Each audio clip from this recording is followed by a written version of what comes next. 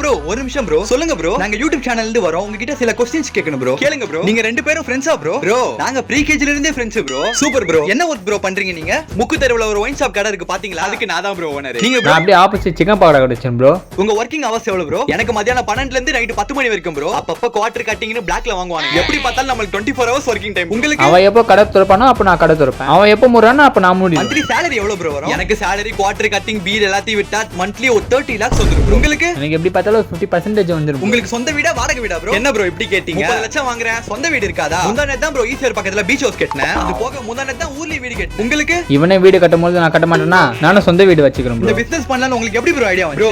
நாங்க சின்ன வயசுல இருந்தே ஃப்ரெண்ட்ஸ் ப்ரோ. காலேஜ் முடிச்சிட்டு வேலை வெட்டி கிடைக்காம சுத்திட்டு இருந்தோம் ப்ரோ. ரோட்ல போய் ஒயின் ஷாப் கடையை பார்த்தோம் ப்ரோ. ஒயின் ஷாப் கடை பக்கத்துலயே சிக்கன் பக்கோடா கடை. நல்லா குடிச்சிட்டு இங்க வந்து சிக்கன் சாப்பிட்டானுங்க ப்ரோ. சரி நம்ம ஏன் இந்த கடை போட கூடாதுன்னு நான் ஒயின் ஷாப் கடை போட்டுட்டு சிக்கன் பக்கோடா கடை. உங்க ஆன்சர்ஸ்க்குலாம் தேங்க்ஸ் ப்ரோ. Okay bro.